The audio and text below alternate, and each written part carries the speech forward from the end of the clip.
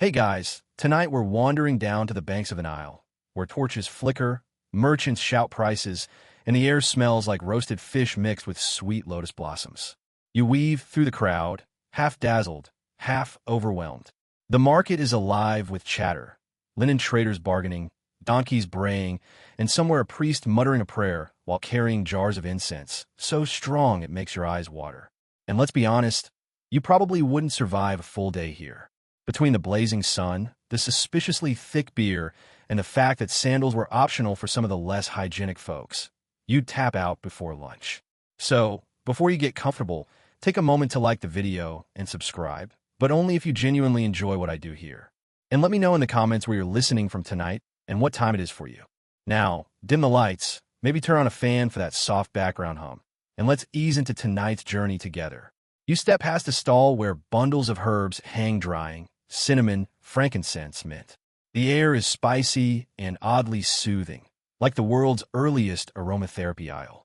Here's a mainstream fact. Ancient Egyptians traded widely, importing cinnamon and myrrh from distant lands to flavor food and medicines. Here's a quirky tidbit. Some stalls sold balls of resin chewed, almost like ancient gum. And historians still argue whether these were snacks, medicine, or spiritual offerings. Whatever the truth, your nose tells you one thing. This is the birthplace of more than just bread and beer. It's where the first idea of a breath mint is quietly waiting to be born. You leave the spice stall behind and drift deeper into the city streets, where the Nile breeze mixes with something less pleasant. Fish left too long in the sun, onions on a worker's breath, and the sour tang of beer brewed thick enough to chew. You wrinkle your nose and suddenly realize, for the people of ancient Egypt, bad breath wasn't just an awkward social moment. It was a daily reality. After all, diets leaned heavily on onions, garlic, and dried fish. Great if you need strength for hauling stone blocks. Less great if you want to whisper sweet nothings by torchlight. Imagine leaning in to impress someone at a festival only to be knocked back by a wave of garlic so strong it could probably scare off crocodiles. Here's a mainstream fact. Egyptian beer and bread were staples, eaten by rich and poor alike, but both left behind residues in the teeth that worsened dental decay. Mummies show shocking wear and cavities, which only added to the aroma problem. Now for a quirky tidbit. Some texts mention priests complaining that they had to stand farther from worshippers because of unholy breath.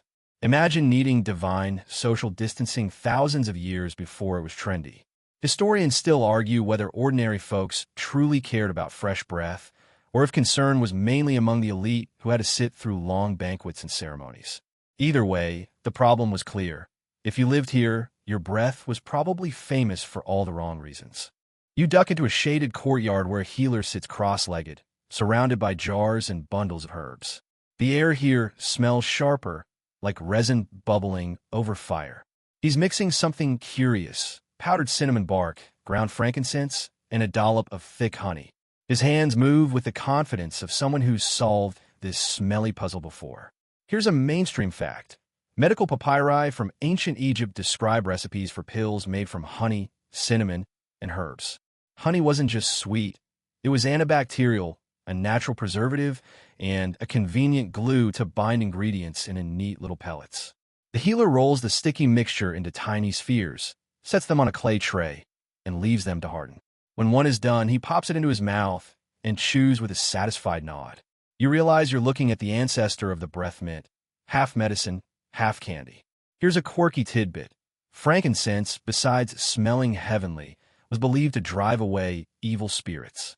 So every chew was both a dental fix and a mini exorcism.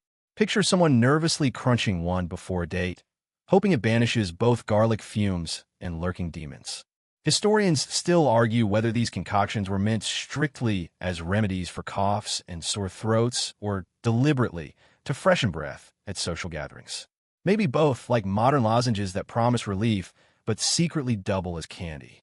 Whatever the case, the Egyptians had found a way to transform stinky reality into sweet ritual. You wander onward, past the healer's courtyard, into a noble's home where a banquet is being prepared. Servants carry platters of roasted duck, honey cakes, and mugs of thick beer that slosh dangerously with every step. At the far end of the hall, musicians pluck at harps while guests settle onto cushions, chatting in low voices.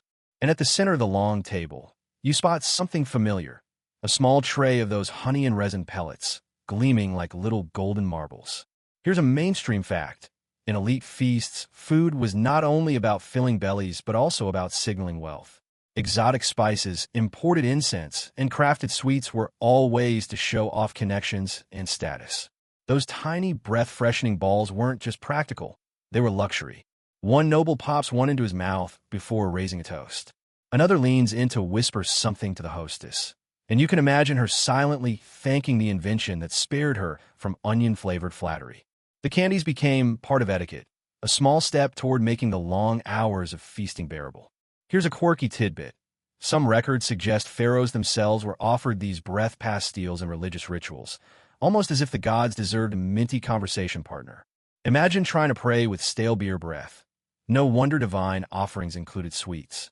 Historians still argue whether these mints were widely available or restricted to high-ranking households. Were common folk chewing resin balls in village markets? Or was it a privilege of the banquet class? The line blurs, but tonight, in this torchlit hall, they are unmistakably a symbol of refinement. The banquet winds down, and you slip out into the streets where laughter echoes from simpler homes. Ordinary families sit on reed mats, children chasing one another while neighbors share bowls of lentil stew. Here, life is less polished. But even so, you notice someone pulling out a small pouch and offering tiny pellets around a circle. People chuckle as they chew, joking about whose breath could wake the dead. Here's a mainstream fact. Ancient Egyptian medicine wasn't confined to temples or nobles. Many remedies circulated orally, passed from household to household, with ingredients gathered from local markets. Honey, herbs, and resin were accessible enough that even villagers could try their hand at rolling makeshift breath sweets. Here's a quirky tidbit. One folktale hints that chewing aromatic pellets before speaking to gods made prayers easier to carry upward. Imagine the celestial postal system rejecting messages because they smelled too fishy. A divine version of minty fresh etiquette. Historians still argue whether these stories represent sincere belief or simple jokes told around fires. Were people truly convinced the gods preferred sweet-smelling worshippers, or was it just an excuse to snack? Evidence is scarce, but the idea that breath could influence destiny shows how deeply these little pellets wove into imagination. A young boy nudges you, grinning with honey on his teeth, and offers one of the sweets. You pop it in, and the sharp taste of cinnamon cuts through the night air. For a moment, the world feels lighter, less garlic, more starlight, more laughter. The streets grow quieter, and you follow the sound of drums toward a small temple courtyard. Priests gather in white linen, their heads shaved, their hands lifting trays not of gold or jewels, but of offerings, bread, beer, incense, and yes, a bowl of sweet-smelling pellets. The air thickens with frankincense smoke, curling into spirals that drift toward the stars. You realize these little breath mints weren't just about comfort. They had slipped into the language of ritual. Here's a mainstream fact. In Egyptian religion, purity mattered. Priests bathed several times a day, shaved all body hair, and avoided certain foods to stay ritually clean. Adding a sweet pellet before prayers was another way of keeping both body and spirit fresh for the gods. One priest chews slowly, then steps forward to chant. His voice carries like a river, smooth and fragrant, as though even his breath was part of the offering. Worshippers kneel, some smiling as if they, too, share the secret of minty devotion. Here's a quirky tidbit.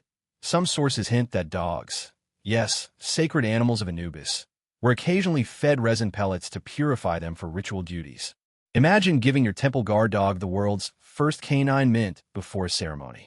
Historians still argue whether these offerings of sweets were meant to impress the gods with pleasant aromas or simply to keep ceremonies tolerable for the humans crowded together. Maybe both. Either way, in this torchlit courtyard, the humble breath mint has ascended. No longer just a household trick, but a divine accessory. You linger near the docks, where Greek visitors lean over amphorae and mutter to one another, quills scratching across papyrus. They're recording everything they see, the boats stacked with grain, the chatter of Egyptian merchants, and with raised eyebrows, the tiny golden pellets being sold in the marketplace. One scribe pops one in his mouth and jolts slightly at the spicy sweet taste, declaring it odd but not unpleasant. Here's a mainstream fact. Greek historians like Herodotus wrote extensively about Egyptian customs, often with a mix of fascination and skepticism. They described food, rituals, and medicine in detail, shaping how the wider world perceived Egypt. Here's a quirky tidbit. One account suggests that Greek travelers carried these pellets back home as curiosities, showing them off as exotic sweets. Imagine some philosopher in Athens nervously chewing a resin ball before debating geometry, hoping it doesn't glue his teeth shut. Historians still argue whether such cross-cultural borrowings influenced later Mediterranean traditions of candied herbs and spiced wines. Was Egypt the spark that led to Europe's later obsession with sugared lozenges? Or were these parallel inventions that simply happened to taste alike? The debate drifts on like the Nile itself. You watch the scribes pack away their notes, clearly convinced they've stumbled upon something worth preserving. And as torches flicker across the dock, you realize the story of the breath mint isn't confined to Egypt anymore. It's already sailing into history, carried on ships, papyrus scrolls, and curious taste buds. The docks fade into quiet, and the Nile turns silver under the moonlight. You stroll past rows of mud-brick homes where families are settling in, the night air cool and still. A mother hushes her child, offering a pellet of honey and cinnamon not only to soothe a cough, but also to sweeten his breath before sleep. You smile. This tiny invention, born from spice and resin, has traveled from temples to markets, from nobles' banquets to children's bedsides. Here's a mainstream fact. Modern archaeology confirms that recipes for these breath pastilles appear in medical papyri, showing their dual role as both remedy and comfort. They were as much medicine as they were candy, a blend of health and pleasure. Here's a quirky tidbit. Some modern chefs in Egypt have even tried to recreate them, discovering that the taste is sharp, spicy, and surprisingly pleasant, like a cross between a cough drop and a cinnamon roll. And here's the scholarly debate. Historians still argue whether these mints directly influenced the later development of European lozenges and candies, or whether they vanished only to be reinvented centuries later. Either way, the idea has endured, the desire for a mouth that smells sweeter, cleaner, fresher than the day itself. You close your eyes and imagine that first bite thousands of years ago, sticky honey, fragrant resin, the faint burn of cinnamon, and realize that across time, people have always wanted the same small magic, a sweeter breath, a lighter presence, a touch of comfort in the dark. And now, the story softens, like the Nile settling into stillness after a long day. You imagine the river at dawn, the water glassy and calm, reflecting the pale pink of the sky. The sounds of the marketplace, the laughter, the chanting, all drift away, leaving only the hush of wind moving gently through reeds. You're lying back on a woven reed mat, the faint taste of honey still lingering on your tongue, warm and soothing. Around you, the city of Thebes or Memphis, or perhaps some nameless village, falls into quiet sleep. Even the dogs that prowl the streets curl themselves into circles, dreaming beside clay hearths. Each breath you take now feels slower, easier, as though the sweet pastille itself has worked some spell of calm. Your muscles loosen, your shoulders sink, and the world narrows to just the steady rhythm of your breathing. You're no longer walking crowded markets or peering into temples. You're floating as gently as a papyrus boat drifting across the Nile's calm surface.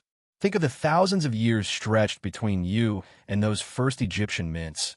Yet how small the distance feels when you picture a mother giving her child something sweet, or a guest chewing before leaning in with a smile. Across ages, we're linked by such tiny comforts. So let the image stay with you. A starry Egyptian sky, a hush over the water, and the faint sweetness of honey and herbs. The night grows softer, heavier, safer. You are warm, you are calm, and the story has carried you exactly where you need to be, into rest.